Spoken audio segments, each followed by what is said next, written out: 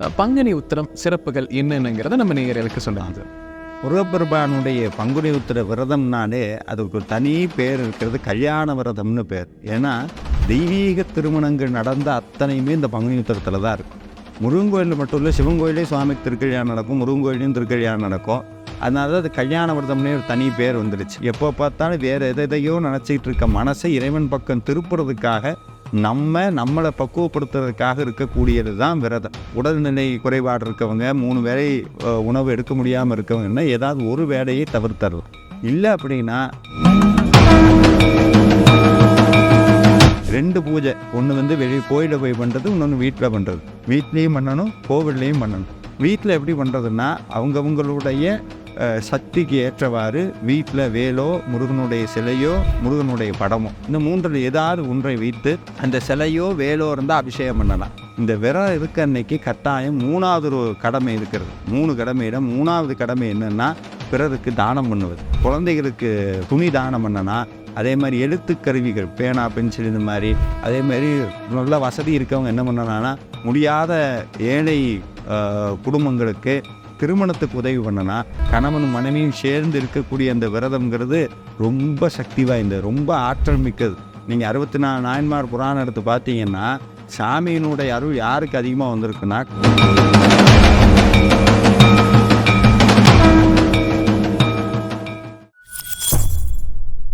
பக்தி பிளஸ் நேயர்களுக்கும் வணக்கம். இன்று நம்மோட எதிர்ப்பு ஆன்மீக பேச்சாளர் ராமா விஜயகுமார் ஐயா அவர்கள். வணக்கம் சார். வணக்கம். பங்குனி உத்திரம் வரப்போகுதுங்கிற எல்லாருக்குமே முருகனுடைய சேர்ந்த பங்குனி உத்திரத்தை சிறப்பாக வழிபடணுங்கிற ஆசைகள் இருக்குது. பொதுவாக பங்குனி உத்திரத்தை எப்படி வழிபடலாம் அப்படிங்கிறத இந்த பதிவில் பொறுமையாக பார்க்கலாம் சார். பங்குனி உத்திரம் சிறப்புகள் என்னென்னங்கிறத நம்ம நேயர்களுக்கு சொல்லலாம் சார். முருகப்பெருமானுடைய பங்குனி உத்திர விரதம்னாலே அதுக்கு ஒரு தனி பேர் இருக்கிறது, கல்யாண விரதம்னு பேர். ஏன்னா தெய்வீக திருமணங்கள் நடந்த அத்தனையுமே இந்த பங்குனி உத்திரத்தில் தான் இருக்கும். முருகன் கோயிலில் மட்டும் இல்லை, சிவன் கோயிலே சுவாமிக்கு திருக்கல்யாணம் நடக்கும், முருகன் கோயிலையும் திருக்கல்யாணம் நடக்கும். அதனால தான் அது கல்யாண விரதம்னே ஒரு தனி பேர் வந்துடுச்சு. பங்குனி உத்திரம் அப்படின்னா பங்குனி மாதம் பௌர்ணமி திதியும் உத்திர நட்சத்திரமும் சேர்ந்து வரக்கூடிய ஒரு நாள் தான் பங்குனி உத்திரம். இந்த நன்னாளில் தான் அந்த இந்திரன் தன்னுடைய குலத்தை காத்த முருகப்பெருமானுக்கு நன்றிக்கடனாக இருக்கணுங்கிறதுக்காக, முருகப்பெருமானுக்காகவே பிறந்து வளர்ந்து தவம் இயற்றிய தெய்வ யானை அம்மையை திருமணம் முடித்து கொடுத்த நாள் இந்த அற்புதமான பங்குனி உத்திரம். அதனால் கல்யாண விரதம்ங்கிறங்காட்டி கல்யாணம் வேண்டுங்கிறவங்க மட்டும்தான் இருக்கணும்னு கிடையாது. கல்யாணம்னா இன்றைக்கி தான் நம்ம என்ன சொல்லிட்டோம், ஒரு ஆணுக்கும் பெண்ணுக்கும் நடக்கக்கூடிய ஒரு சடங்கு கல்யாணம்னு சொல்கிறோன்னா அது கிடையாது. இறைவனுக்கு ஒரு தனி பேரே இருக்கிறது, கல்யாண குணங்கள்னு ஒரு தனி பேரே இருக்கிறது. நீங்கள் பார்த்துருப்பீங்க, கல்யாண சுப்பிரமணியர், கல்யாண ஸ்ரீனிவாசர் அப்படின்னு என்னென்னா திருக்கல்யாணம் நினச்சிக்கணும். அப்படி கிடையாது. கல்யாண குணங்கள்னால் இறைவனுடைய குணங்கள் அப்படின்னு அர்த்தம். மேன்மையான குணங்களுக்கெல்லாம் கல்யாண குணங்கள்னு பேர். ஆனால் இன்றைக்கி காலப்போக்கில் இது இப்படி மாறிடுச்சு. அப்போ என்னென்னா வாழ்க்கையில் நல்ல நிலைமையில் இருக்கணும், நல்ல மேன்மையான இடத்துக்கு போகணும், வாழ்க்கை சிறக்கணும்னா இந்த மாதிரி விரதங்கள் கட்டாயம் இருக்கணும். அது குறிப்பாக பங்குனி உத்திரம் இருக்கிறோம். எப்படி நம்ம தைப்பூசம் இருக்கிறோமோ, எப்படி கந்த சஷ்டி இருக்கிறோமோ, அதே மாதிரி பங்குனி உத்திரமும் இந்த விரதம் கட்டாயம் இருக்கிறோம். இந்த பங்குனி உத்திரத்துக்கு சிறப்புடைய தலங்கள் 2. ஒன்று திருப்பரங்குன்றம், இன்னொன்று திருவிடைக்களி. திருவிடைக்களிங்கிறது தெய்வ யானை அம்மை முருகப்பெருமானை நோக்கி தவம் இருந்த இடம். முருகப்பெருமான் குராமரத்துக்கடியிலே சிவபெருமானை வச்சு பூஜை பண்ண இடம். இன்னும் பல சிறப்புகள் இருக்கக்கூடிய திருவிடைக்களி. அதுக்கப்புறம் திருப்பரங்குன்றம். திருப்பரங்குன்றத்தில் தான் முருகப்பெருமானுக்கும் தெய்வ யானை அம்மைக்கும் திருமணம் நடந்தது. அதில் அதிசயம் என்னென்னா, அதில் மனிதர்களில் இன்விடேஷன் வச்ச ஒரே ஆள், மனிதர்களுக்கு பத்திரிக்கை கொடுத்த ஒரே ஆள் யாருன்னா முசுகுந்த சக்கரவர்த்தி. சோழர் பரம்பரையில் வந்த அற்புதமான ஒரு பேரரசு முசுகுந்த சக்கரவர்த்தி. குரங்கு முகமுடைய ஒரு அரசன். அவர் தான் நிறைய கோவில்கள் கட்டினது அவர் தான். சப்தவிடங்க தலங்கள்னு இன்றைக்கி பார்க்கக்கூடிய அற்புதமான தலங்களையெல்லாம் கட்டி கொடுத்தவர் முசுகுந்த சக்கர. அவருக்கு தான் மனித இனத்திலே பத்திரிக்கை போன ஒரே ஆள் அவர் தான். ஆனால் அவர் திருப்பரங்குன்றம் போனீங்கன்னா திருப்பரங்குன்றத்தில் முசுகுந்த சக்கரவர்த்திக்கு தனியாக சிலை இருக்கும். நிறைய பேர் ஆஞ்சநேயர் நினச்சிக்கிறாங்க, அது முசுகுந்த சக்கரவர்த்தி. அப்படி ஏன் அவருக்கு அந்த ஸ்பெஷல் இன்வைட் வந்ததுன்னு நீங்கள் எடுத்து படித்தீங்கன்னா, அவர் இருந்த விரதங்களினுடைய பலன் தான். அப்போ நம்ம தெரிஞ்சுக்கணும் விரதத்தினுடைய பலன் எவ்வளவு தூரம் சிறப்புன்னு. அப்போ விரதம், இந்த மாதிரி பங்குனி உத்திர விரதம், இந்த தைப்பூச விரதம் இதெல்லாம் வந்தால் கட்டாயம் முருக அடியார்கள், முருகனை உபாசிக்கக்கூடியவர்கள் இந்த பங்குனி உத்திர விரதம், இந்த விரதத்தெல்லாம் கட்டாயம் இருக்கணும். எப்படி இருக்கிறது அப்படின்னா, ரொம்ப சுலபம். விரதம்னாலே நிறைய பேர் என்ன நினச்சிக்கிறாங்கன்னா, சாப்பிடாமல் இருந்தால் விரதம் அப்படின்னு. இன்றைக்கி நான் ஆஃபீஸ் போகிறேன், இல்லை ஸ்கூலுக்கு போகிறேன், காலேஜுக்கு போகிறேன், முருகன் பேரை சொல்லி நான் சாப்பிடாமல் இருந்துட்டேன், விரதம் கம்ப்ளீட் ஆகாமன்னு கேட்டால் கிடையாது. விரதத்தில் 10 பகுதி இருக்குன்னா ஒரு பகுதி தான் நீங்கள் முடிச்சிருக்கீங்க, மித்த 9 பகுதி இருக்கிறது. அப்படின்னா என்ன, உண்மையாலுமே விரதம்னா என்னன்னா, அதாவது எப்போ பார்த்தாலும் 24/7 எப்போ பார்த்தாலும் வேறு எதையோ நினச்சிக்கிட்டு இருக்க மனசை இறைவன் பக்கம் திருப்புறதுக்காக நம்மளை பக்குவப்படுத்துறதுக்காக இருக்கக்கூடியது தான் விரதம். ஆனால் நிறைய பேர் என்ன சொல்லுவாங்க, எதுக்கு விரதம் இருக்கீங்கன்னா, முருகனுக்காக இருக்கேன், சிவனுக்காக இருக்கேன். அப்படி கிடையாது, எனக்காகத்தான் நான் இருக்கிறேன், அதுதான் உண்மை. அதில் ஒரு பகுதி உணவை தவிர்ப்பது. அதில் முடிஞ்ச அளவுக்கு இந்த பங்குனி உத்திரத்தன்னைக்கு அடியார்கள் உணவை தவிர்ப்பதுங்கிறது நல்லது. 3 வேளை உணவையும் தவிர்த்து விட்டு அந்த 3 வேளை உணவை யாருக்காவது தானம் பண்ணுறது, அன்னதானம் பண்ணுறது, அந்த மாதிரி பண்ணலாம். முடியாதவங்க, உடல்நிலை குறைபாடு இருக்கவங்க, 3 வேளை உணவு எடுக்க முடியாமல் இருக்கவங்கன்னா ஏதாவது ஒரு வேளையை தவிர்த்தரலாம். இல்லை அப்படின்னா சமைக்காத உணவுகளே எடுத்துக்கிறான். பழம், காய்கனிகள், இந்த மாதிரி ஏதாவது சமைக்காத உணவுகள் எடுத்துக்கிறேன். ஆனால் இதெல்லாம் ஒரு பங்கு தான். மிச்ச பங்கு என்னென்னா இறைவனை பூஜிப்பது. விரதம் இருக்கிறதே இறைவனை பூஜை பண்ணுறதுக்காக. விரதத்தினுடைய பூர்த்தி ஒரு செயலினுடைய விளைவில் ஒரு செயலினுடைய முழுமை எதுன்னா, விரதங்கிற செயலினுடைய முழுமை இறைவனை பூஜை பண்ணுவது.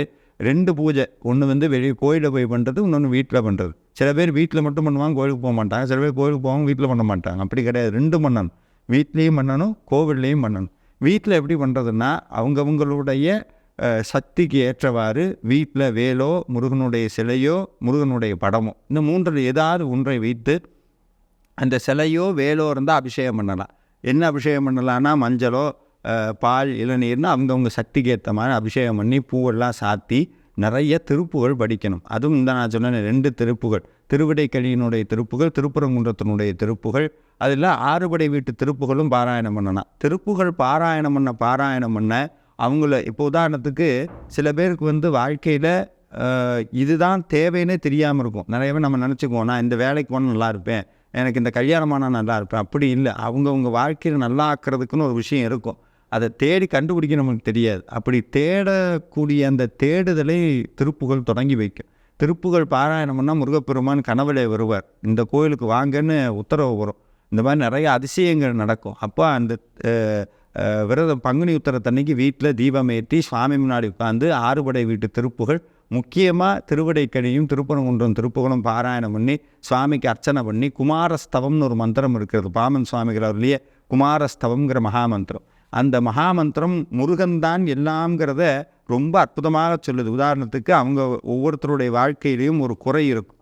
அது ஒன்று செல்வத்திற்கு ஒரு குறையாக இருக்கும், இல்லைன்னா உறவுகளுக்கான குறையாக இருக்கும். சில பேர் ஏதோ ஒரு குறை இருக்குது, அந்த குறையை பூர்த்தி பண்ணுறதுக்காகவே சாமி இந்த மகாமந்திரத்தை உருவாக்கியிருக்கார். அதில் ஒரு சில வார்த்தையெல்லாம் வரும். நவநிதி பதையே நமோ நமஹ, சுபநிதி பதையே நமோ நமஹ. அதில் வார்த்தை சுபநிதி பதையே அப்படின்னு என்னென்னா, நிதி என்கிட்ட இருக்குது, நிறைய பணம் இருக்குது, ஆனால் அனுபவிக்கவே முடியலன்னா அது சுபநிதி கிடையாது, அது எனக்கு சுமை. அப்போ உண்மையாலுமே ஒரு நிதினா என்னென்னா, வாழ்க்கையோடு பொருந்தக்கூடிய ஒரு நிதி தான் சுபநிதின்னு பேர்.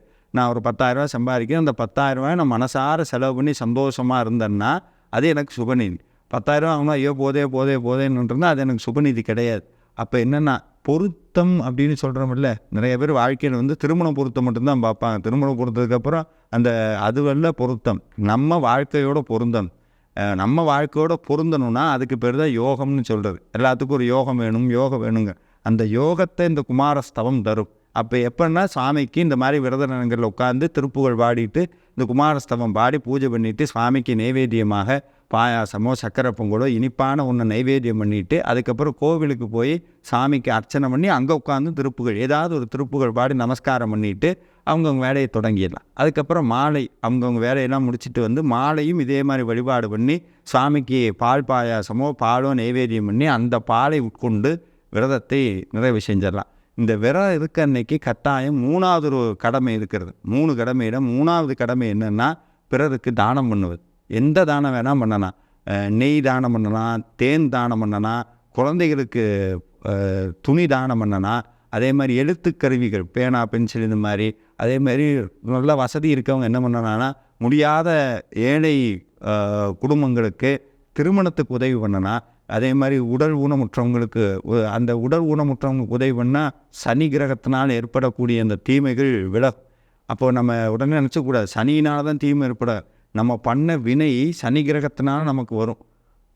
அந்த அந்த குறைபாடுகள் நீங்கள்னா உடல் ஊனமுற்றவங்களுக்கு உதவி பண்ணுறது, வீல் சேர் கொடுக்கறது, இல்லை இதில் வந்து பெட் ரிட்டனாக இருக்கவங்களுக்கு வந்து பேடு கொடுக்கறது, கவர்மெண்ட் ஹாஸ்பிட்டலில் உதவி பண்ணுறது, அன்னதானம் பண்ணுறது, இது மாதிரி என்ன முடியுமோ அதில் ஏதாவது ஒரு இது பண்ணணும்.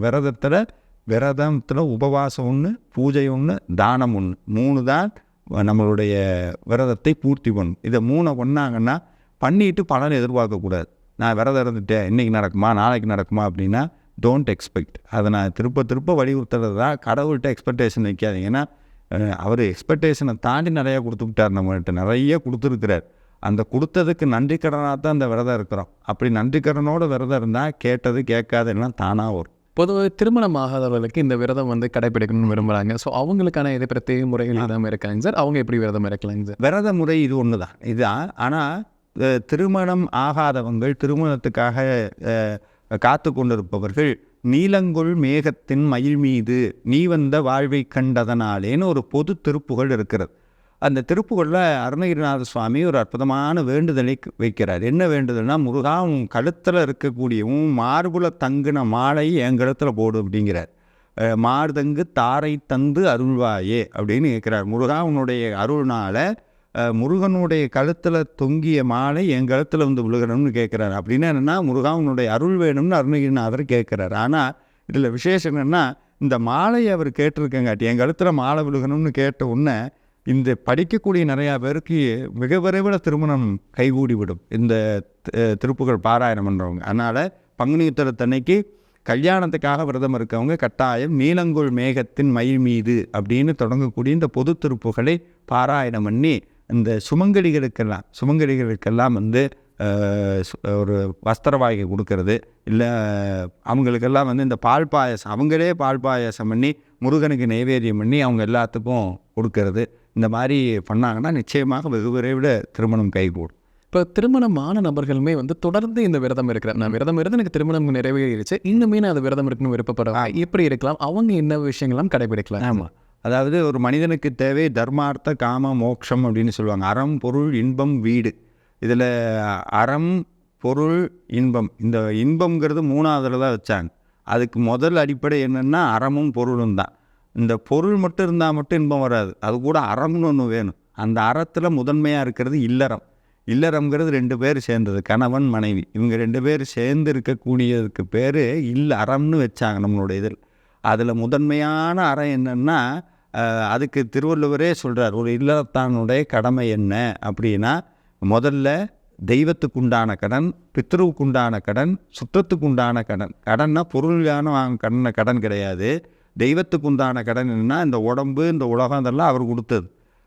பித்ருக்குண்டான கடன்னா நம்மளுடைய முன்னோர்கள் இல்லைன்னா இன்றைக்கி நம்ம இங்கே கிடையாது. சுற்றத்தாருடைய கடன் என்னன்னா, இன்றைக்கி ஒருத்தர் போய்கிட்டு இருக்கான், அவங்க உதாரணத்துக்கு முனிசிபாலிட்டி தான் ரோடு போட்டிருக்காது, அவங்க கடமை இல்லைன்னு சொல்லலை, அவங்க ஒழுங்காக போடாமல் விட்டுருந்தாலும் நம்ம தான் அதில் சஃபர் ஆகணும். அப்போது இந்த மாதிரி சுற்றி இருக்க அத்தனை பேர்த்தினுடைய உதவினால தான் நம்ம இருக்கிறோம். அப்போ அவங்களுக்கு உண்டான கடன். இதில் தெய்வத்துக்கு உண்டான கடனில் தான் இந்த விரதம் வருகிறது, விரதம் வழிபாடெல்லாம் வருகிறது. அப்போது கல்யாணம் ஆகிற வரைக்கும் சில பேர்ட்டு ஒரு நல்ல பழக்கம் இருக்குது, என்னென்னா வேண்டுதல் நிறைவேற வரைக்கும் ஜாமீன் விடுவாங்க, வேண்டுதல் முடிச்சோன்னா அப்படியே மறந்துடுவாங்க. அது ரொம்ப தப்பு, அது அப்படி பண்ணக்கூடாது. கல்யாணம் ஆன பிறகும் கணவனும் மனைவியும் சேர்ந்து இருக்கணும். உண்மையை சொல்லுவாங்க, அது ஒரு பிளஸ்ன்னு சொல்லுவாங்க, அது ஒரு பெரிய பிளஸ்ஸிங். இன்றைக்கி நிறையா பேர் வீட்டில் கணவன் தீவிரமான ஆன்மீகத்தில் இருப்பார், மனைவி திரும்பி கூட பார்க்க மாட்டாங்க. மனைவி தீவிரமான ஆன்மீகத்தில் இருந்தால் கணவன் திரும்பியே பார்க்க மாட்டார். ஆனால் அப்படி இருக்கக்கூடாது. கணவனும் மனைவியும் சேர்ந்து இருக்கக்கூடிய அந்த விரதம்ங்கிறது ரொம்ப சக்தி வாய்ந்தது, ரொம்ப ஆற்றல் மிக்கது. நீங்கள் 64 நாயன்மார் புராணம் எடுத்து பார்த்தீங்கன்னா, சாமியினுடைய அருள் யாருக்கு அதிகமாக வந்திருக்குன்னா, கணவன் மனைவியே யார் இறைவனை வழிபட்டாங்களோ, இல்லை கணவன் தீவிரமான ஆன்மீக வழிபாட்டில் இருந்தான்னா அவருக்கு உதவி செஞ்ச காட்டியே சில பேர் முக்திக்கு போயிருப்பாங்க.